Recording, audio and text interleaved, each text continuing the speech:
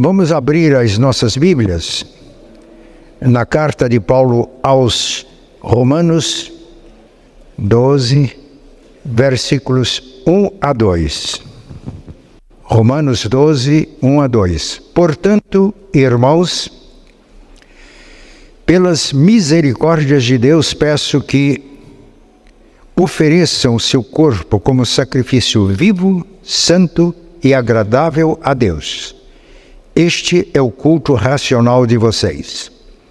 E não vivam conforme os padrões deste mundo, mas deixem que Deus os transforme pela renovação da mente, para que possam experimentar qual é a boa, agradável e perfeita vontade de Deus. Deus não anula a nossa vontade. Nós podemos ser autônomos. Temos liberdade para agir como queremos. Mas quando nós fazemos a vontade de Deus, a vontade que Deus revela, nós temos comunhão com Ele. Não só individualmente, mas nós temos comunhão como igreja. E nós estamos nas mãos de Deus. Quando fazemos a vontade de Deus, Ele nos abençoa, estamos em comunhão com Ele, em harmonia com Ele. E esta é a vida que Deus quer para todos nós. A liberdade é algo sublime, muito bom, mas às vezes é trágico. Porque quando usamos de maneira inapropriada a nossa liberdade, somos livres para fazer o que a gente quer. Mas nós não conseguimos mudar as consequências daquilo que fazemos. Por isso que o que Deus quer é que a gente viva em harmonia com a vontade dEle, experimentando a vontade dEle, que é boa, agradável e perfeita. O nosso texto nos traz algumas instruções muito importantes. Portanto, e essa palavra portanto é significativa, porque Paulo está ligando o que ele vai falar ao que ele disse antes, dos capítulos 1 até o capítulo 11 da carta aos Romanos. Paulo expôs o Evangelho, ele ensinou doutrina, ele ensinou os princípios de Deus. Quando a gente lê as cartas de Paulo, essa é a maneira que Paulo age, ou ele escreve as suas cartas. Primeiro, ele apresenta a doutrina, os princípios do reino de Deus. Depois ele mostra como deve ser a nossa prática, as nossas ações, o que fazemos em harmonia com aquilo que Deus ensina. E quando lemos o que Paulo escreveu sobre o Evangelho, o destaque é para a graça de Deus. Pela graça somos salvos mediante a fé, isso não vem de nós, é dom de Deus. O destaque são as misericórdias de Deus. E a nossa prática, aquilo que fazemos, deve ser em gratidão a tudo que Deus faz por nós. Então a nossa vida cristã, o nosso culto, a nossa adoração, não é uma obrigação, não é uma imposição. Mas quando entendemos o Evangelho, quando entendemos a graça de Deus, quando entendemos as misericórdias de Deus, a nossa resposta à graça é uma resposta de gratidão. E a gente adora e serve a Deus com um coração cheio de gratidão e cheio de alegria. Por isso Paulo começa dizendo, portanto, em vista do que eu já disse sobre a graça de Deus, a misericórdia de Deus, a salvação pela graça, portanto, agora ele faz esta exortação que está no texto. Pelas misericórdias de Deus, peço que ofereçam seu corpo como sacrifício vivo, santo e agradável a Deus. O corpo. E tudo aquilo que fazemos através do corpo deve ser ato de culto e de adoração, não como cumprimento de deveres religiosos, de rituais religiosos, mas como expressão de gratidão, de uma resposta ao grande amor de Deus por nós. A Bíblia diz que o nosso corpo é templo do Espírito Santo. Paulo, na carta aos Romanos, capítulo 6, ele diz que antes, quando nós vivíamos de acordo com os padrões do mundo, nós entregávamos os membros do nosso corpo como instrumento para o pecado. Mas agora em Cristo, salvos pela graça, nós entregamos o nosso corpo e os membros do nosso corpo como instrumento de justiça. Entregar o nosso corpo como um sacrifício vivo, santo e agradável a Deus significa nós nos entregarmos a Deus. Entregar o nosso corpo e tudo que nós fazemos por meio do nosso corpo como sacrifício vivo, santo e agradável a Deus por causa das misericórdias de Deus para conosco. Eu disse que nós entregamos o nosso corpo como sacrifício e tudo que fazemos através do corpo. Como nós olhamos os nossos olhos. Jesus lembrou um mandamento que está no livro de Êxodo: não adulterarás. Ele, porém, todo aquele que olha para uma mulher com intenção impura no coração já adulterou. Como olhamos e o que olhamos? Muitos lutam com o problema da pornografia e através dos olhos vão alimentando desejos distorcidos no coração. Isso traz grande prejuízo. Como olhamos? A Bíblia diz que o diabo levou Jesus a um alto monte e mostrou todos os reinos deste mundo e as glórias desses reinos, e diz: tudo isso eu te darei se prostrado me adorares. Os reinos do mundo, as glórias do mundo. O diabo procura fascinar as pessoas com isso, o poder. O que fazemos? As mãos, elas são sinônimo de serviço. Domingo passado nós lemos o texto no qual Jesus lava os pés dos discípulos. E ele diz: vocês me chamam de Senhor e Mestre, e estão certos, eu sou. Se eu sendo Senhor e Mestre, lavei os pés de vocês, vocês devem lavar os pés uns dos outros. As nossas mãos devem ser consagradas para servir, para abençoar, jamais para amaldiçoar. A nossa boca. O livro de Provérbios diz que a boca do justo é medicina. As palavras de um coração cheio da graça de Deus cura. As palavras curam. Mas quando nós entregamos os membros do nosso corpo para a injustiça, as palavras ferem, machucam, matam, destroem os nossos sentimentos, a nossa mente. Eu rogo. Paulo usa a expressão rogar, pedir. Mas a palavra que ele usa tem também o sentido de autoridade. Ele está dizendo diante de tudo que nós já vimos, a graça e do amor de Deus, como filhos dele, devemos entregar os nossos corpos como um sacrifício vivo. Se estamos em Cristo, nós somos nova criatura. E esta vida que recebemos de Deus em Cristo, ela é colocada no altar. Sacrifício santo, puro, deve expressar a pureza do nosso coração, integridade e agradável a Deus. Este é o culto racional. E quando fala culto racional, está dizendo é o culto que prestamos a Deus de acordo com os princípios do Evangelho. É o culto que nós prestamos a Deus de acordo com a compreensão do Evangelho que nós temos. E esse culto não se restringe a alguns momentos da nossa vida. O sacrifício que nós oferecemos a Deus envolve todas as áreas da nossa vida. Veja essa figura. O templo, hoje nós estamos aqui reunidos para adorar a Deus. Ele é tão sagrado quanto o seu local de trabalho. Este lugar onde nós nos reunimos para adorar a Deus é tão sagrado como o seu lar. É tão sagrado como a sua área de trabalho, de exercício da sua profissão. Quando o nosso santuário é móvel, onde nós estamos adorando a Deus, nós experimentamos a vontade de Deus que é boa, agradável e perfeita. Por isso Jesus faz uma advertência quanto à hipocrisia religiosa. Ele cita o profeta Isaías. Eu vou ler o texto na tradução de Eugene Peterson, mensagem, que escreve assim: esse povo faz um grande show, dizendo coisas certas, mas o coração deles não está nem aí para o que dizem. Fazem de conta que me adoram, mas é tudo encenação.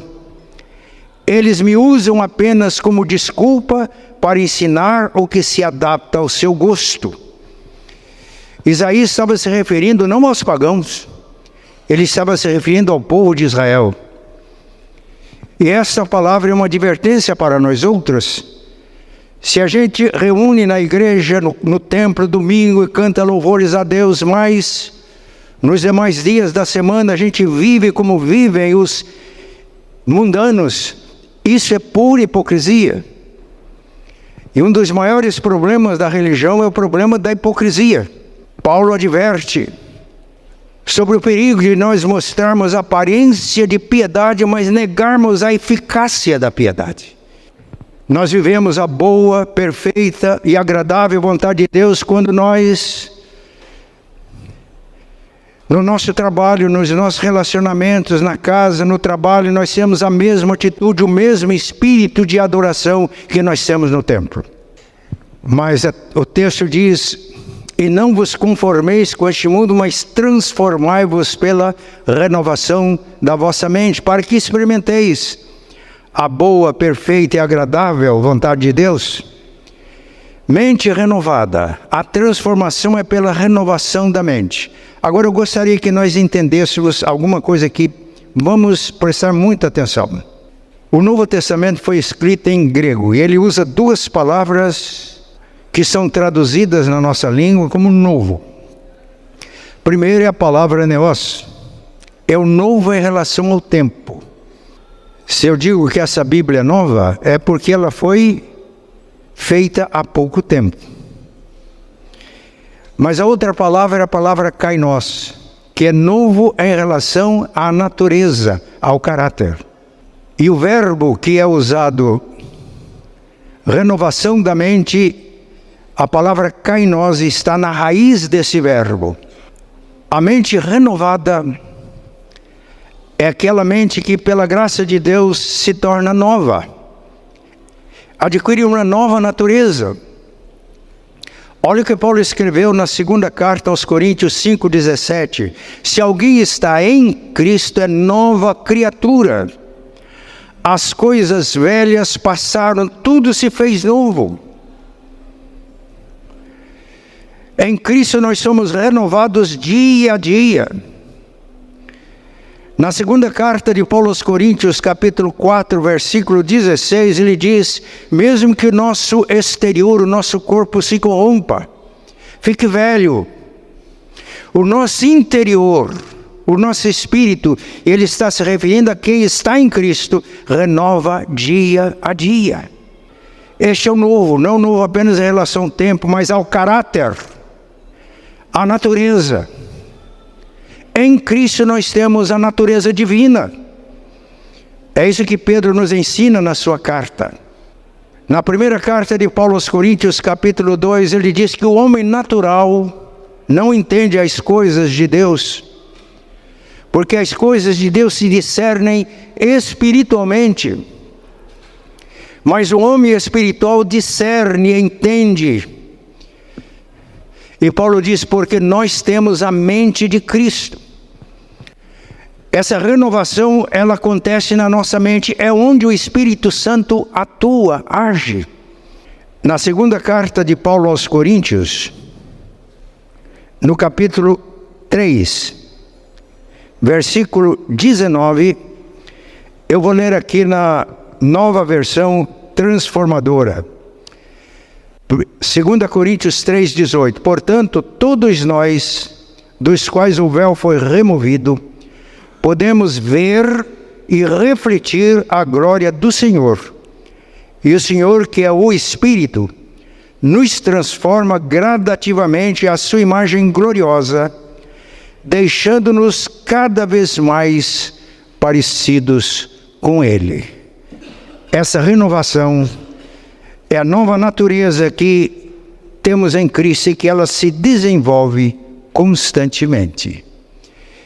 E para experimentar a boa, agradável e perfeita vontade de Deus é preciso que a gente renove o nosso pensamento. Aliás, na Bíblia, arrependimento é mudança de mente.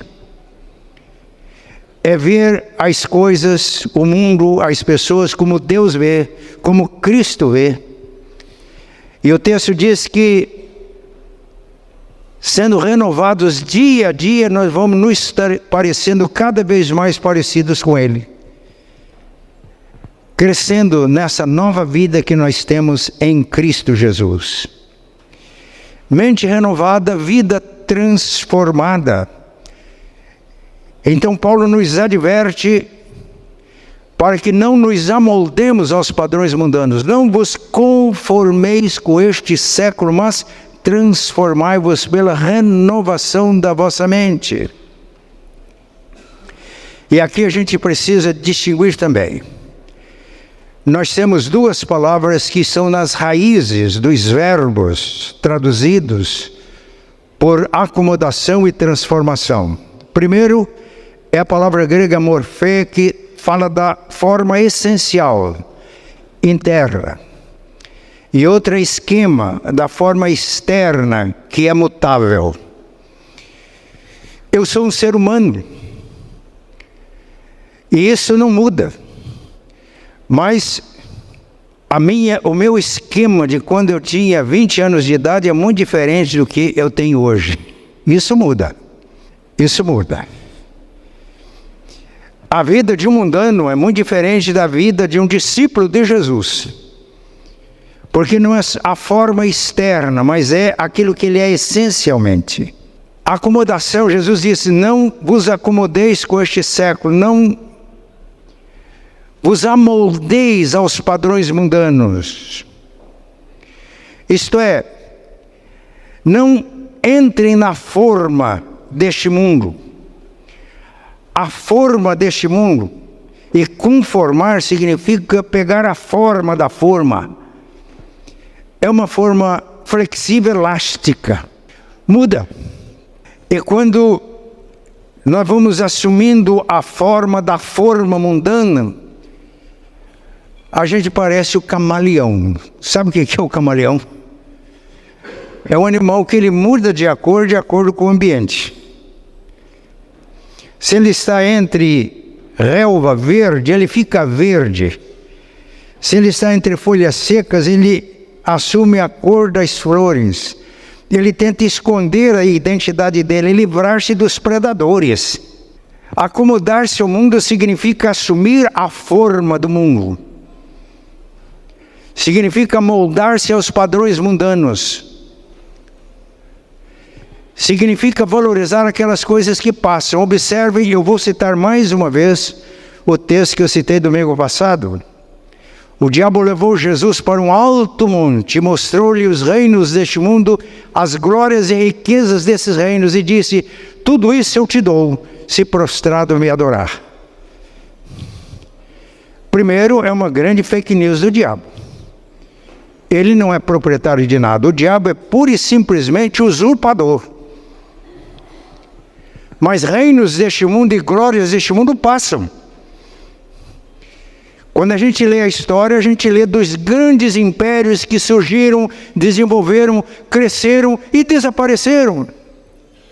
O grande império da Babilônia, hoje só podemos conhecer através das escavações arqueológicas.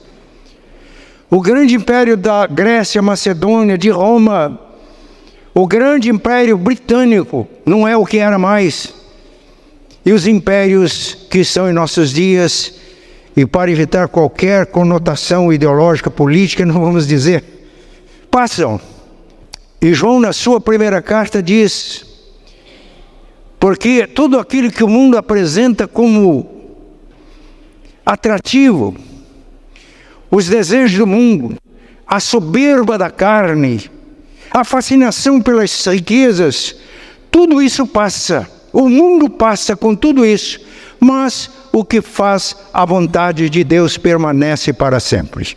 Portanto, assumir a forma da forma mundana é perder-se, é amoldar-se, é tomar decisões não baseadas nos princípios do reino de Deus, que são perenes e eternos, mas ir tomando decisões de acordo com as suas conveniências. É ser camaleão, é assumir a cor do ambiente. Mas a transformação, a palavra que está na origem é morfê, é a forma essencial, não é o esquema, é a forma essencial, é metamorfose, é mudança de dentro para fora. Transformai-vos pela renovação da vossa mente, para que experimenteis qual seja a boa, agradável e perfeita vontade de Deus. Eu vou ilustrar. Na década de 70, eu assinei o Jornal Batista. E tinha uma coluna, se não me engano, do pastor J. Reis Pereira. Todos os números do Jornal Batista, ele relatava uma experiência dele como pastor. Numa das edições do jornal, ele contou a experiência de um jovem discípulo de Jesus, que saiu de uma cidade do interior e foi para uma cidade grande, uma capital, para estudar. E lá, ele foi morar numa república. E todos os seus colegas de república eram mundanos. E a vida daquele jovem que vivia os princípios do reino de Deus e que se transformava pela renovação da mente, transformando-se de dentro para fora, incomodava, julgava a vida dos seus companheiros. Eles tentaram influenciar aquele moço, mas eles tentaram corrompê-lo. Um dia, quando ele saiu do seu quarto, eles colocaram lá uma mulher que tinha toda a habilidade para seduzir e ficaram espreitando. Depois de algum tempo, a mulher saiu, ela estava comovida, ela diz: vocês não são dignos de conviver com uma pessoa igual essa. Porque aquele moço que nunca deu lição de moral para os seus companheiros, ele sempre foi educado, liano na maneira de tratar os seus companheiros.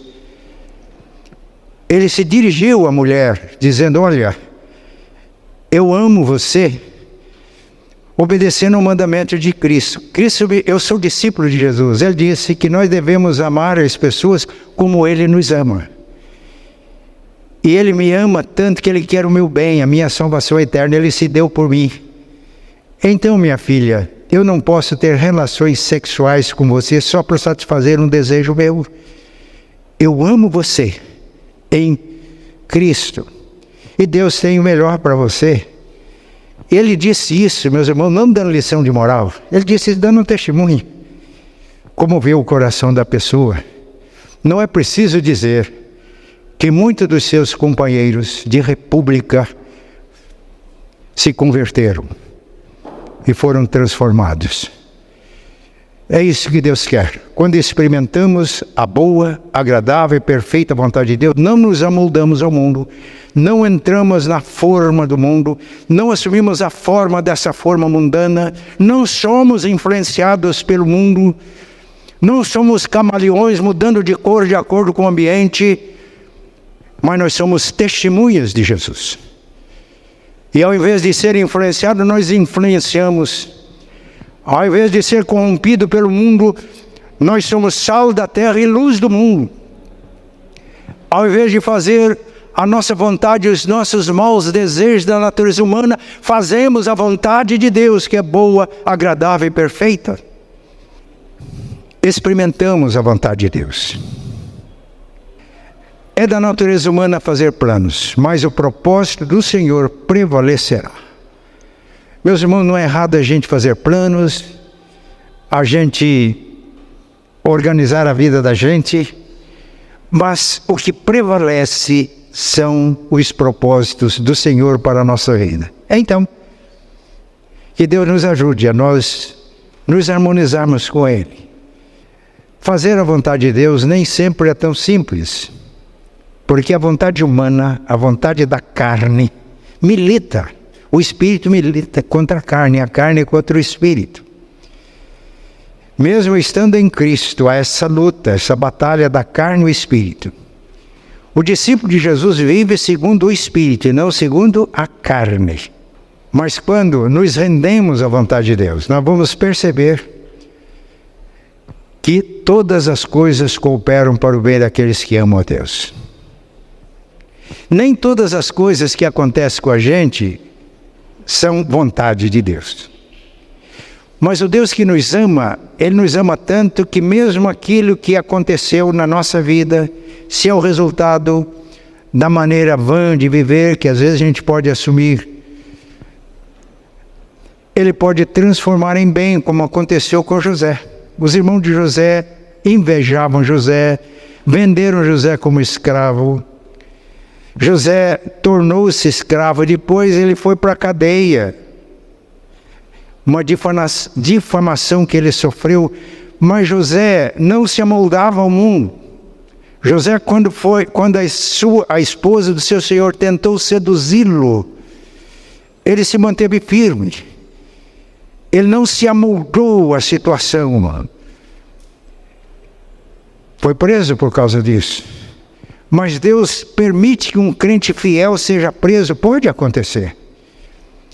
Pode acontecer que a nossa fidelidade a Deus, a nossa fidelidade aos princípios do reino, faça com que o mundo se levante contra nós. Eu falava coisas semelhantes numa igreja que eu pastoreava, terminado o culto, uma pessoa me procurou e disse: pastor, eu sou funcionário público, eu tenho chefe, e ele está me pressionando para fazer aquilo que eu acho que não devo fazer.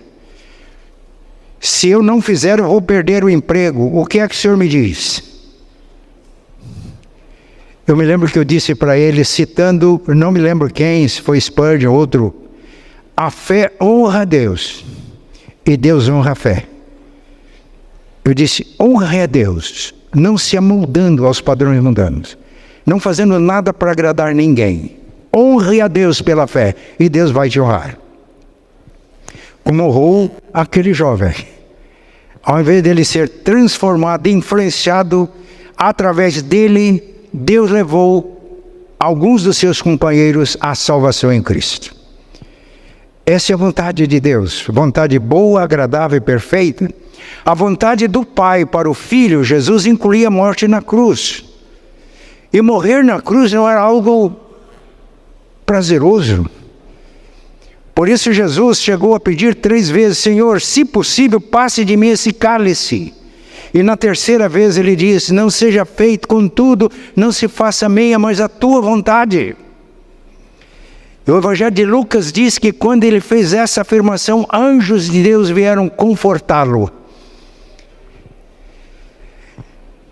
E na Epístola aos Hebreus nós temos uma explicação. Ele diz que Jesus, por causa da alegria que lhe estava proposta, do resultado, que é a nossa salvação, a salvação de todos que creem nele, por essa alegria, ele suportou a cruz e não fez caso da vergonha. Meus irmãos, amoldar-se aos padrões mundanos é perder-se. Fazer a vontade de Deus é permanecer para sempre, tendo nele a vida eterna. Paulo tinha um espinho na carne. E alguém poderia afirmar: era a vontade de Deus que Paulo tivesse um espinho na carne.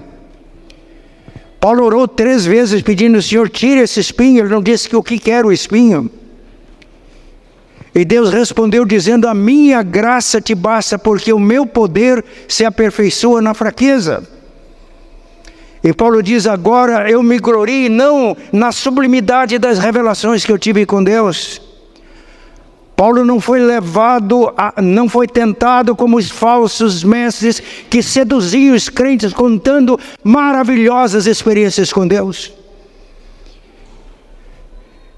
Eu disse: é para gloriar e contar coisas. Eu conheço um homem, já fazia 14 anos, que foi ao terceiro céu, viu coisas inefáveis que a homem não é lícito referir. Eu me gloriaria disso. Mas para que eu não me ensoberbecesse com a sublimidade das revelações, foi-me dado um espinho na carne, mensageiro de Satanás para me esbofetear. E agora eu me alegro nas minhas fraquezas, porque quando eu estou fraco é que eu estou forte.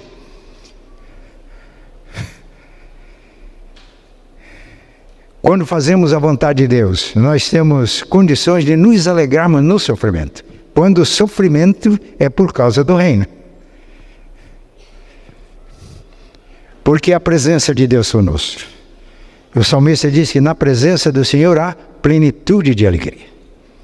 Por isso que Estevão estava recebendo as pedradas, mas antes da sua morte ele diz: eu vejo os céus abertos, o Filho do Homem à direita do Pai. Que Deus nos ajude. A vontade de Deus. Em 2020, quando assumimos aqui, Deus colocou no meu coração como pastor, de convidar a igreja para nós orarmos nas terças-feiras pedindo uma jornada feliz. E convidando irmãos para que jejuassem e orassem. Nós estamos no 4º ano. O nosso horizonte aqui como pastor titular da igreja é até 31 de dezembro de 2023. Estamos encerrando uma jornada, mas a jornada vai prosseguir. E o que Deus quer de cada um de nós que está aqui, Deus quer da igreja, é que a gente experimente a vontade dEle, que é boa, agradável e perfeita. Então quero convidar a igreja a gente prosseguir orando neste final de ano. Para o próximo ano, eu não sei qual será o plano, mas para esse ano estamos propondo aqui para os irmãos uma agenda de oração baseada em Mateus 7,7. Peçam e lhes será dado. Busquem e acharão, batam e a porta será aberta para vocês. Com a nossa agenda de oração, pedir a revelação da vontade de Deus para cada um de nós e pedir a revelação da vontade de Deus para a igreja. Os irmãos concordam com essa agenda? Eu estou pedindo isso. Eu estou pedindo que Deus revele a vontade dEle para mim neste final de mandato aqui como pastor. Por quê? Se eu estiver em harmonia com Ele, eu não vou desperdiçar tempo nem energias fazendo a minha vontade, a vontade da carne. Mas todo o tempo e toda a energia será gasta para fazer a vontade de Deus. Então, preciso de conhecer os caminhos de Deus, o que Deus realmente quer. Os irmãos me ajudam nessa oração? Eu quero ajudar os irmãos também. Buscar a revelação da vontade de Deus. Mas ainda com base em Mateus 7,7, vamos buscar a unidade da igreja nesse propósito. A unidade do conselho da igreja que representa a igreja, nesse propósito. E agora eu vou pedir que toda a igreja ore por nós, pelos pastores e presbíteros, para que Deus nos revele a vontade dEle, não só cada um de nós individualmente, mas para nós como igreja. Às vezes, meus irmãos, a gente faz muita coisa que não precisa fazer. E a gente deixa de fazer coisas que deveriam ser feitas. Então, é necessário que a gente tenha consciência plena de qual é a vontade de Deus. Mas ainda a nossa agenda de oração consiste em insistir no pedido do poder do alto para que nós possamos fazer a vontade de Deus. Os irmãos entenderam essa agenda, essa proposta? Então, por uma jornada feliz, a gente está orando desde janeiro de 2020. Vamos nesse final de ano pedir que Deus nos revele a vontade para cada um de nós individualmente, a vontade dEle para a igreja como igreja. Vamos buscar a unidade da igreja nesse propósito, de fazer a vontade dEle. Vamos pedir, insistir, bater. Jesus disse para os discípulos antes da sua ascensão: permaneçam em Jerusalém até que do alto sejam revestidos de poder. Eu quero fazer um convite aos irmãos. Terça-feira a gente jejua e ora. Eu não creio que todos estejam fazendo isso, mas há irmãos que estão fazendo. Eu vou convidar que os irmãos permaneçam fiéis nesse propósito. E quem sentir chamado por Deus, faça isso também. O jejum é uma forma de nós expressarmos a Deus que a vontade dele é melhor do que a nossa vontade.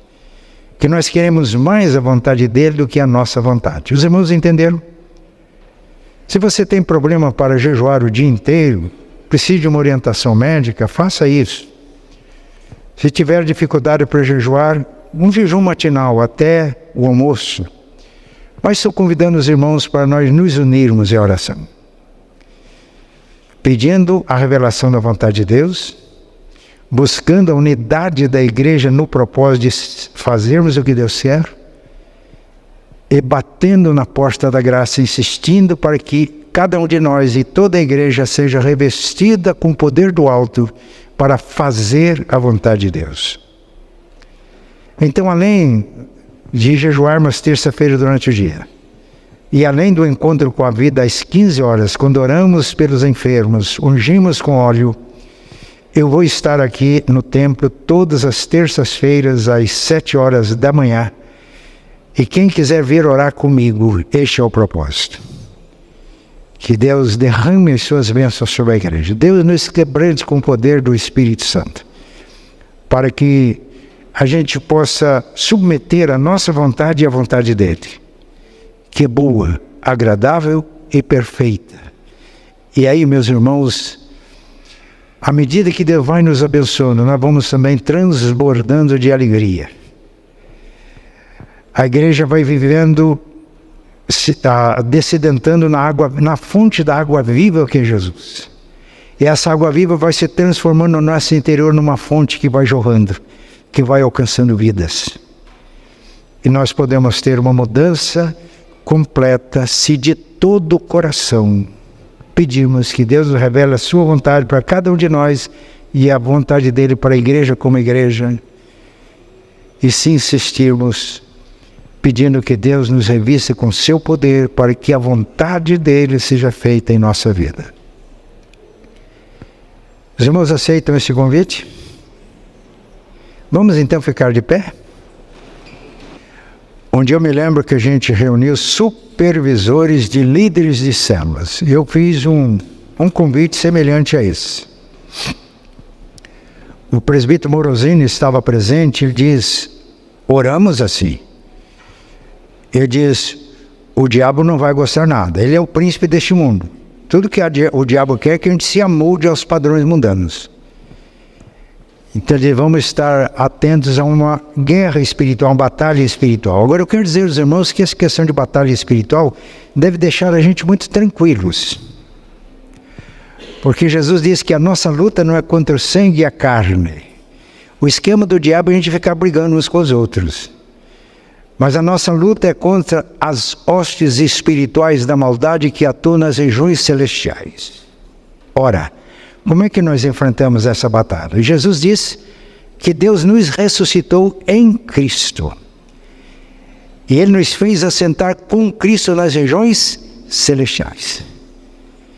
Buscando a vontade de Deus, tudo que nós precisamos é de permanecer nessa posição em Cristo. Não descer dessa posição, não ir para o terreno do diabo. Evitar tudo aquilo que percebemos é padrão mundano. Comentários desairosos, desnecessários, fofocas, intrigas, dissensões, pelejas, invejas, maledicências. Que Deus nos ajude.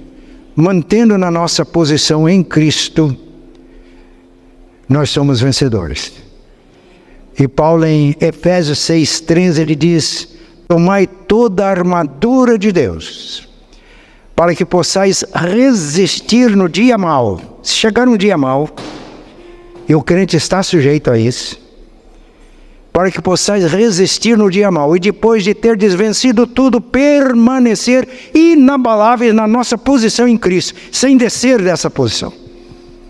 Os irmãos entenderam? É assim que nós travamos e vencemos uma batalha espiritual. Pai Santo e bom, pedimos que Tu nos abençoes Ó Pai, nós prestamos culto a Ti por causa das Tuas misericórdias, da Tua graça que nos alcançou em Cristo, de tudo que fizeste por nós. Agora, Pai, o culto que prestamos a Ti é uma expressão de gratidão, de alegria. E pedimos, Pai, que Tu nos capacites com o poder do Teu Santo Espírito a oferecermos os nossos corpos e tudo o que fazemos por intermédio dos nossos corpos como sacrifício vivo, santo e agradável a Ti, que é o culto, a adoração, tanto no templo como nos lares, nos locais de trabalho. Pai, concede-nos a Tua graça para não nos amoldarmos aos padrões mundanos, mas vivermos os princípios do Teu reino em toda e qualquer situação. Faze de nós adoradores onde estivermos. Pai Santo e bom, pedimos que o Teu Santo Espírito, operando na nossa mente, a transforme, e que ela transforme de dentro para fora, de tal forma que as nossas palavras, as nossas atitudes, os nossos gestos no mundo todos revelem a beleza, a graça e o poder de Jesus, o nosso Senhor e Mestre. Agora, Pai, pedimos que Tu reveles a cada membro dessa igreja qual é a Tua vontade para a sua vida. Pedimos que Tu nos reveles como igreja qual é a Tua vontade.